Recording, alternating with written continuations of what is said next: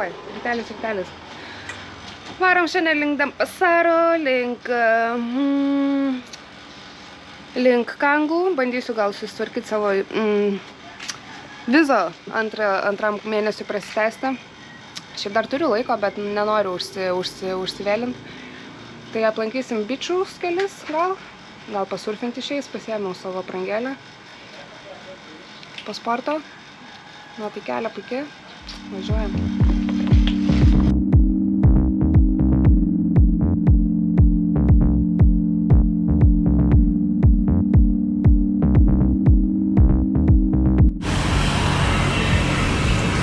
Tai žodžiu. Skubėjau iki 11:30 atlėkti, nes tada jie turi pertrauką iki 1, o registracijas priema tik tai iki 11:30. Tai turėkit omeny ir čia labai svarbu. Žodžiu, selfių kada padaryt? Lemba aš tą kažką.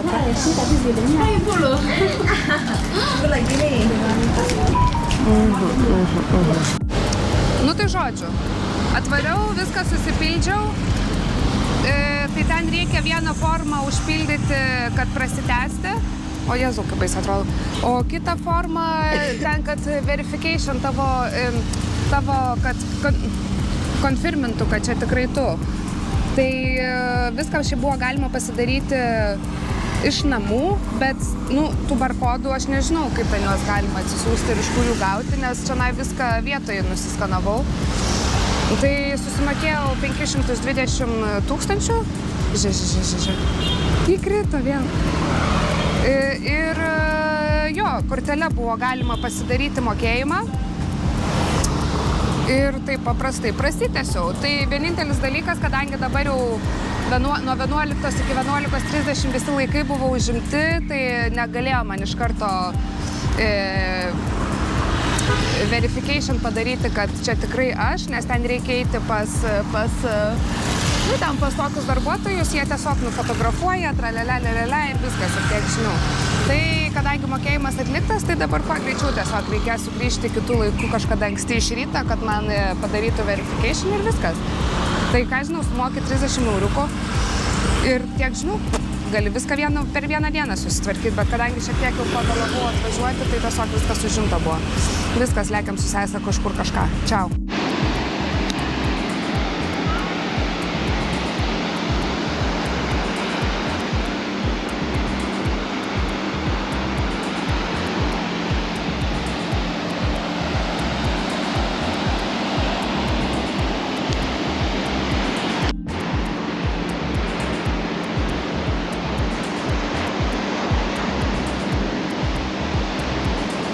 Čia esam Kutos paplūdimy. Eisim maudyti.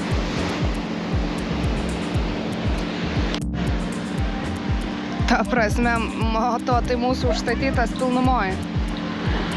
Bet tam ir mokė pinigėlius, susimokėjom 5 000, tai mum išvilks dabar.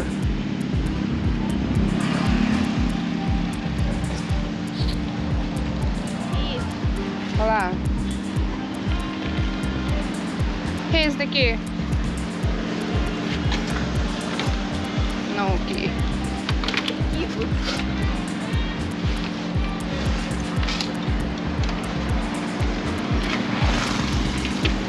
Oi.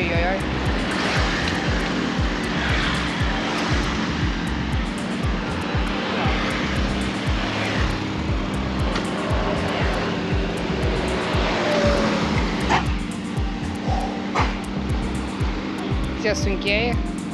Ok, suksima.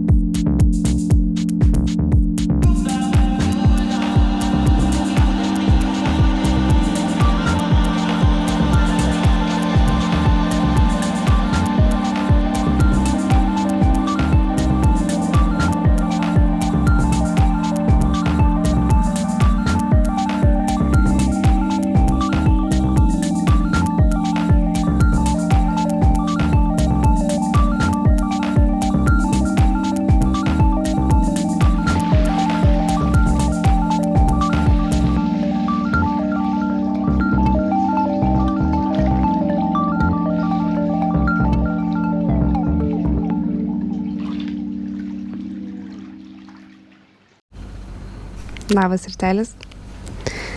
Nesimatėm kokias porą dienų. Šiandien yra lapkričio 26 ir turim 8 valandas 20 minučių. Esu pakeitusi savo vietą porai dienų, nes prieš porą dienų atvyko mano priežastis, kodėl aš taip dažnai vykstu į Maroką. Jo, atvyko mano būsimas vyras. Susipažinkit, Jasin. Pasiėmėm Lilutę. Tokią su vaizdu. Baseiniuku. Čia mano rutina nesikeičia, vis tiek keliausi 6 valandą medituoti. Labai ramu ir labai gera, tiesiog nuostabi vieta. Ir iš tikrųjų visai nebrangiai sumokėjom 25 gal eurai parai. Tai kaip su tokiu vaizdu, kaip su tokia vieta, aš manau tikrai nėra didelė suma.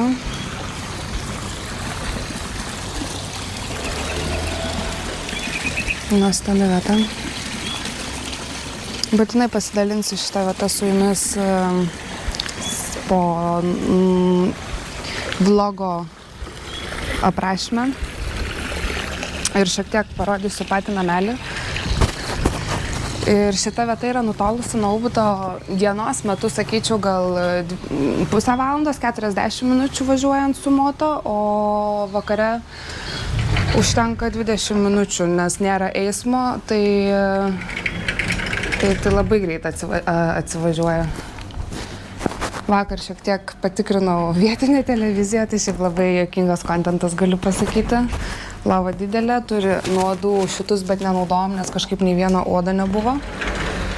Ir jo visai fainas tualetas ir labai man patiko vonė. Žiauriai superinė vonė. Po atviru dangom. Tokios tokelės. Šiandien jau grįžtam namo, grįžtu į Ubudą.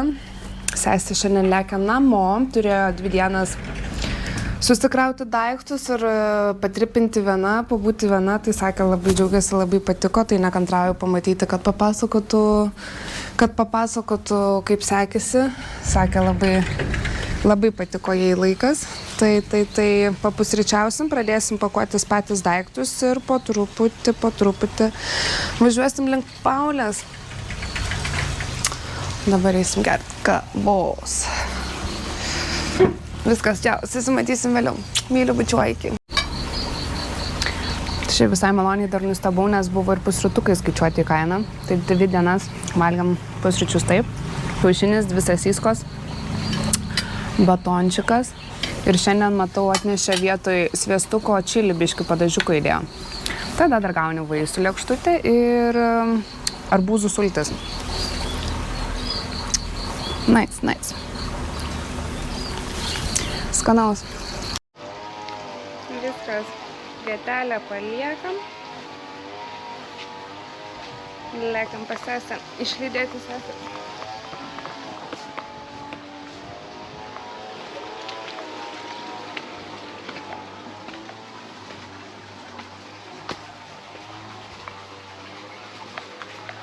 Hi. We left the key in the door? Yeah, in the door. Yeah, thank you so much. Suksima. Parodysiu vieną gražuoliuką.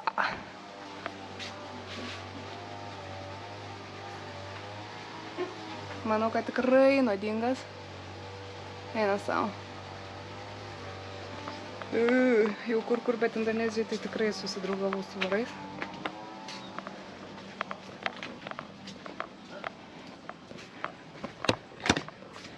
Suksima, we left the key in the door. Don't understand. Sorry, I don't speak English. Good. Thank you, bye. Čia vietelė. Išėjus taip atrodo. Viskas į kelią. Sesė jau išėjo prie moto, važiuosi Dampasarą. Ir tik paskui prisiminiau, kad blemba, reikia visiems parodyti, kaip išlydim. Zuikį. nes labai daugam patiko mano sesė.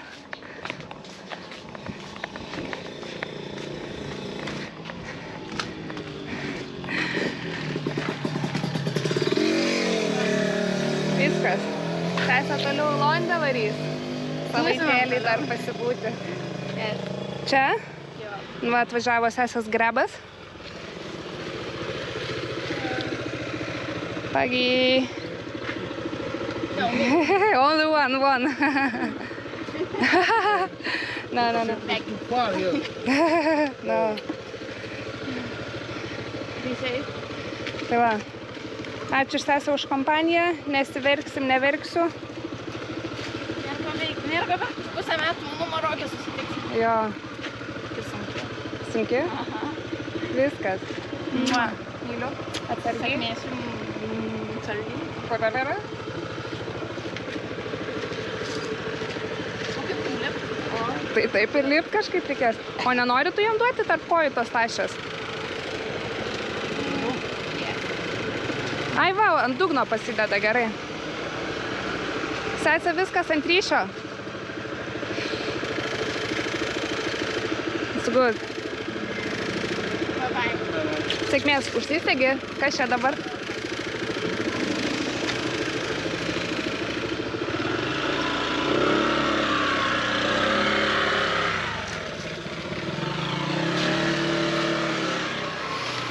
Viskas. Dabar su kitu kompanjonu būsiu. Viskas, hebrytė. Šiandien dar tokį pasidarysiu čiliuką. Eisiu paskui sportuoti. Ir varysim kitom dienom tikrinti Ubud Foresto ir tripinti apie Balį. Tai kol kas tiek žinių. Kai bus kažkas naujo, prasinešim. Čiau. Ahoj, ahoj. Likau viena. Tai galvoju, gal trumpai papasakosiu off-topic, visišką off-topic apie savo draugą. Jo, keliaujant ir eksplorinant Maroką, taip jau nutiko, kad suvedė mane keliai su Jasinu. Pradžiai labai spardžiausi, nes buvau savo paieškose, pakeičiau gyvenamąją vietą, iš Lietuvos persikraušiau dėl studijų į Portugaliją, studijavau Portugalijoje ir eksplorinau ir gyvenau ir visiškai nieko nenorėjau tuo metu ir atsitiko kaip atsitiko. Ir jo, suvedė mane keliai su Jasinu, kažkaip ilgą laiką bendravom tiesiog per atstumą. Paskui kelis kartus dar lankiausi Maroke, tai tada įvyko mūsų pirmas susitikimas. Pirmą kartą, kai pamačiau jį, galvojau, wow, aš šitą žmogų tikrai matau pirmą ir paskutinį kartą. Mes susitikom Rabat ir buvo taip keista, jis tai man toks pasirodė nedrąsus, toksai susikaustęs, nesavas. O aš tokia, pirmos akimirkos, aš esu aš tokia labai aktyvi ir kažkaip labai drąsi ir man taip kažkaip iš karto norisi jaustis kaip namie ir nieko nebijoti. Tai žodžiu, mūsų tas toks pirmas susitikimas tikrai buvo labai, sakyčiau, iš mano pusės, bent jau man asmeniškai awkward, nejaukus, bet okei. 2 dienas gal praleidom daugiau mažiau kartu. Kartu tai turiu omeny, kad 2 dienas ten vieną vakarą susitikom, tada iš ryto bandėm saulę pasitikti, neišėjo ir viskas. Tada jis dar tiesiog suorganizavo mums taksi iki oro uosto, jau kai reikėjo išskristi, nes tuo metu antrą kartą skridau su sesė ir su savo draugę Karla. Ir tada po poros mėnesių skridau vėl į Maroką, 3 kartą lankyti. Aš jau Maroką ten naršiau tiesiog skarsiai išilgai, nes mane jis belenkai patraukė. Ir 3 kartą jisai pasikvietė, kai jau buvau Maroke, atvykti pas jį į tą miestelį Misur ir pamatyti kultūrinį visą Maroko gyvenimą būtent pas jį vietovėse. Nepaprasta vieta, jinai šiek tiek, sakyčiau, Dievo užmiršta, bet nepaprasta vieta. Ir taip jau nutiko, jisai man sakė, kad va čia aplankysim vietinės vestuvės, o taip gavosi, kad apsilankiau jo tėvo laidotuvėse, nes man būnant tenai mirė jo tėvas. Ir aš supratau, kad jeigu aš vyksiu ten, tai kaip ir duosiu jam ženklą, kad kažkas čia tarp mūsų galbūt gali būti ar bus, nes vykti į žmogaus, kurį matai tik antrą kartą laidotuvės tėvo, tai čia yra jau kažkas. Nuvariau aš į tos laidotuvės, buvo šiaip labai įdomi patirtis, kaip marokiečiai aplamai tas visas procesas vyksta laidotuvių, nes jis tikrai yra visiškai kitoks. Šiaip, jeigu įdomu, tai tikrai galėsiu daugiau papasakoti, galbūt Kaufi arba kažkur kitur, tai per daug neužimsiu eterio apie Maroką, nes vlogas apie Aziją. Ir žodžiu, ir viskas, tai aš paskui, tai čia buvo maždaug Liepos mėnesis 23 metų, tada rugpjūčio mėnesį aš išskridau į Aziją ir mes nesimatėm iki šių metų kovo mėnesio. Tai buvo toks tiesiog palaikomas ryšys, mes nebuvom nei pora, nei kažkas, bet mes tiesiog palaikėm ryšį, nes aš tiesiog dar nebuvau pasiruošusi bristi kažkokius santykius ar tiesiog turėti šalia savęs kažkokį žmogų, nes aš visiškai norėjau būti on my own, ant savęs ir tiesiog būti savo ir pati savo. Bet esmė ta, kad per tą atstumą aš atradau visai kitokį ryšį su žmogum. Tai buvo daug gilesnis ryšys, negu kad patiri ryšį su žmogum, kai tu bendrauji kiekvieną dieną ir mataisi per žinutes, ir tas bendravimas per atstumą tau atidaro visai kitokį matymą ir suvokimą ir supratimą. Ir pradžioje aš tikrai buvau tas žmogus, kuris labai purtėsi ir bijojo vien tik dėl to, nes visų pirma jis yra musulmonas. Tai aš net nemeluosiu, bet buvau panašių pažiūrų, aš nežinau nieko apie musulmonus, tai buvau panašių pažiūrų kaip ir dauguma, sakyčiau, šalies gyventojų, kurie nieko nesuvokia ir nesupranta apie šitą kultūrą, apie islamą. Ir man toks, gal jisai čia tiesiog įsikliopino, nes norėtų galbūt vizos ir taip toliau, ir labai daug iš tikrųjų aplinkinių nuomonės girdėjau, tu pagalvok, čia nesąmonė ir taip toliau, gal jisai čia tik dėl vizos. Bet aš kažkaip vadovavausi savo širdimi ir protu, žinoma, ir kažkaip galvoju, mūsų niekas niekur prie altoriaus neveda, aš negaliu bendrauti su žmogum toliau ir tiesiog žiūrėti ir testuoti ir bandyti ir galų gale gyventi gyvenimą. Ir jeigu tai bus kažkokios klaidos, tai yra mano klaidos, už kurias aš pati ir atsakysiu, ne? Tai taip ir tęsiasi mūsų, nežinau, bendravimas ir kovo mėnesį pakvietė jis mane atvažiuoti į Ramadaną ir praleisti kartu Maroke Ramadaną, pas jį į namus, pas jį į Misur miestelį. Aš sutikau, nes man tai tikrai pasirodė labai įdomi patirtis ir Ramadano tikrai niekur niekada nesu bandžiusi, tai tikrai norėjau tos patirties. Ir būnant miestelyje pas jį, aš supratau, kad jisai savo gretose, savo pasaulyje, jis yra tikras karalius. Ta prasme, aš pamačiau, kaip žmogus gali rūpintis kitų žmogumi ir kaip paskutinį kąsnį atiduoti, nors ir pats neturėdamas, atiduos kitam žmogui. Iš esmės mokausi labai daug ir iki dabar negaliu patikėti, kad man Dievas tikrai atsiuntė tokią dovaną. Bet ir iki dabar mes bendraujam. Taip, dabar mes jau esam kitam statuse, mes esam pora. Ir pirmą kartą jisai sėdo į lėktuvą, pirmą kartą skrido ne kažkur, bet čia pas mane į Balį. Žmogus yra visiškai pakvaišęs, visiškai įsimylėjęs, mes vienas kitą esam beprotai įsimylėję ir jam yra dabar pirmas kartas kažkur, bet ne Maroke. Tai jaučiu tokią irgi atsakomybę už jį ir kartu su juo, kad noriu parodyti patį gražiausią pasaulį ir supažindinti su kultūra ir kuo daugiau atverti tą akiratį. O pamatyti norimų būdų labai daug ir norim pamatyti visą pasaulį, tai džiaugiuosi, kad jisai čionai, aš labai norėjau, kad galbūt jis pamatytų pradžioj Tailandą, bet kadangi jis pats kaip musulmonas atvyko irgi į musulmonų šalį, Tai jo, žiūrėsim, kaip seksis, bet kol kas labai įdomu, labai daug klausimų, labai daug įdomiai dalykai čia vyksta, tai čia labai trumpai apie Jasiną. O kitas tada topikas vakarienė. Šiandien darysiu tofu su grybais, su šaldytom daržovėm, nes tik tokias parduotuvėje radau, ir coconut cream. Labai greit peršokau, nes tiesiog nebežinau, ką daugiau pasakyti. Bet galiu pasakyti, kad jo, santykiai per atstumą yra įdomus dalykas, bet tuo pačiu ir labai gražus. Jisai siunčia labai daug išbandymų, bet mes atrandam labai daug. Šiaip įdomi ir kitų nuomonė, kas turi santykius per atstumą, kaip sekasi, ar kokia šiaip jūsų nuomonė, tai pakomentuokit po šio vlogu. Man tiesiog įdomu, nes anksčiau, kiek esu girdėjusi patirčių, tai jos ne visos yra nusisekusios labai gerai. Mano istorija yra kiek kitokia, juolab susijungia dvi skirtingos kultūros, visiškai skirtingos. Tai, nežinau, tiesiog norisi tokio akiračio gal praplėtimo irgi ir iš kitų žmonių, ir iš kitų patirčių. Tai jeigu turit kažkokių patirčių, būtinai pasidalinkit, aš būtinai viską perskaitysiu ir kiek galėsiu, kiek atrašysiu.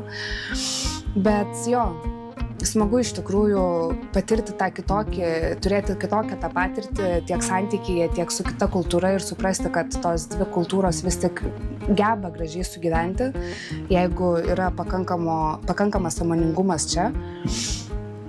O toliau žiūrėsim, kur keliai nuves ir kaip toliau bus, bet jo, nuo kitų metų kovo pradžios, vasario galo, panašu, kad kraustausi į Casablanką.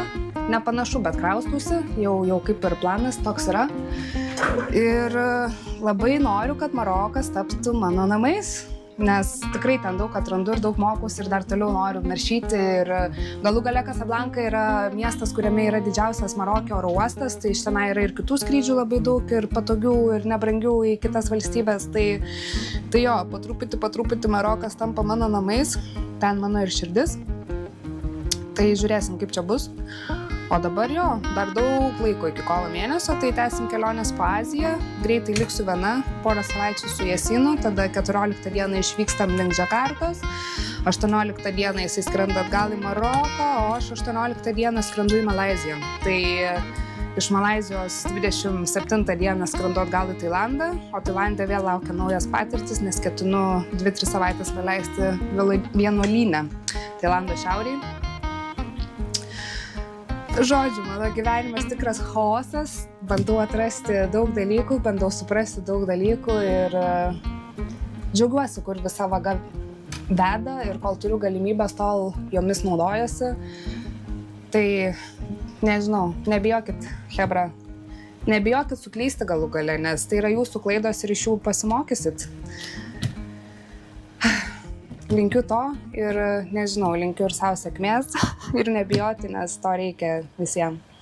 Tai kol kas tiek, paskui parodysiu, kas iš vakarienės gavosi. Čiau.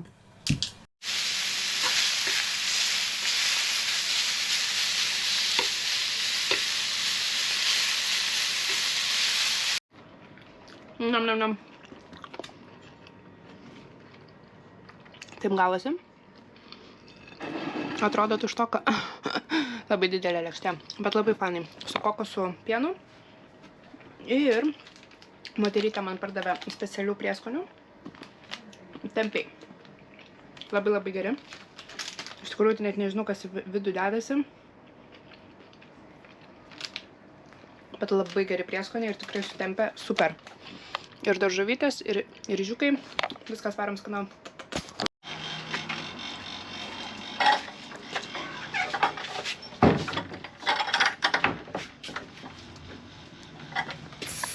Labas rytelis. Oi, laidai kabo. Varom į kavinukę prie ryžių terasų. Tiksliau ryžių laukų. Atsigerti kavos ir darbuotis. Dabar prisiminiau, kad dar pelytės nepasiėmiau. Čiau, susimatysim ten. Bėgu greičiau, kol pažastė neužėmė.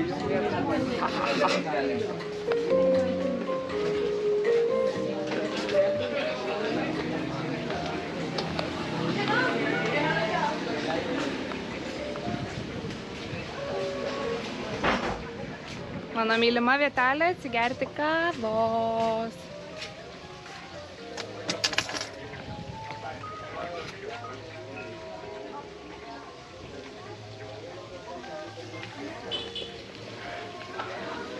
Turim fontaniuką, porą staliukų po palmytę. Ir ten toliau eina už ryžių laukų takai, ten gali vaikščioti. Labai smagi vietelė.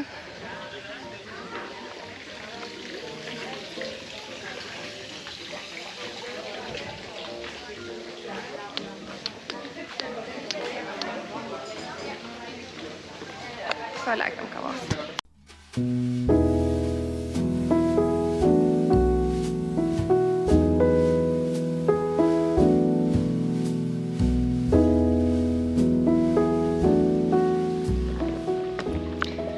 Visai šiaip pakankamai gera kaina už kokosą, 20 000 rupių. Praeitais metais man į kambarį neštavo po 15. Tai kaip su tokiu vaizdu, tai sakyčiau visai dar normaliai. Balio kavytė kainuoja puodelis 20 000. Sėdi ir žvengia. Čia bananai auga. Ir kažkas kažkur šaudo.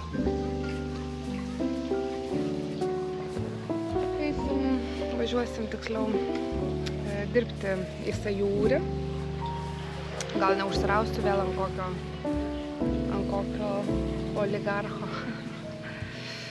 Tai jo, aiškiau, papilmuosiu irgi iš Sajūrį.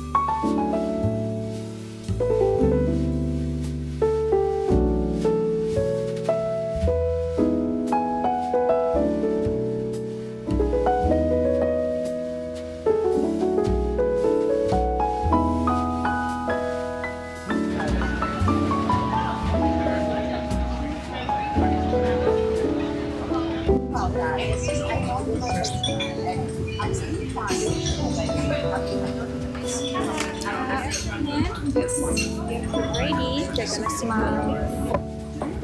Amazing.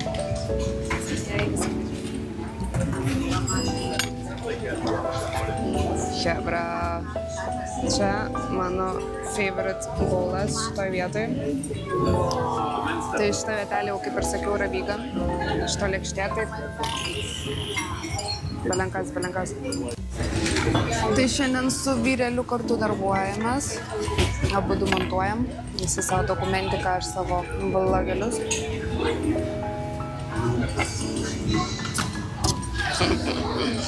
Ir jo, išaugau. Ryte sporte buvau.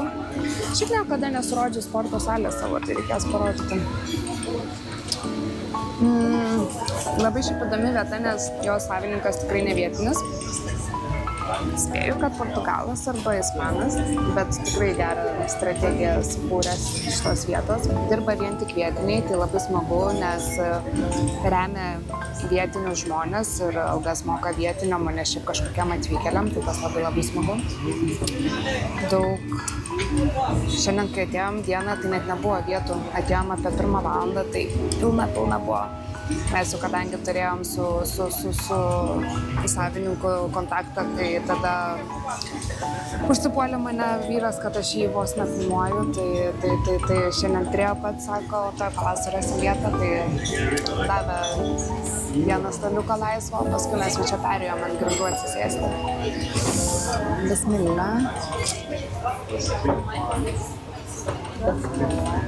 Tai šiaip įdomus žmogus, labai fainas, labai šiltas. Ir labai šita vieta turi skanių desertų. Labai skanių desertų turi. Ir kiekvieną savaitgalį čia vyksta live renginiai, gyva muzika. Ir Instagrame netgi filmuoja live video. Vieta vadinasi Sayuri Healing Food. Gal jau esu sakęs, gal ne. Tai sakau, Sayuri Healing Food. Galite rasti ir Instagram'e, ir Facebook'e, ir visur kitur social medijai. Ir labai faini tokie šiaip gan paprasti žmonės čia renkasi, dėl to man patinka. Daug kas dirba, tiesiog dirba. Mes vieni iš jų, visi su kompiuteriais. Smagi vieta. Tik visų šitų vietų kažkaip gan trumpas darbo laikas. Nu, nežinau, gal ir normalus. Šita vieta gal iki 11 dirba. Žodžiu, valgau, smagiai čia.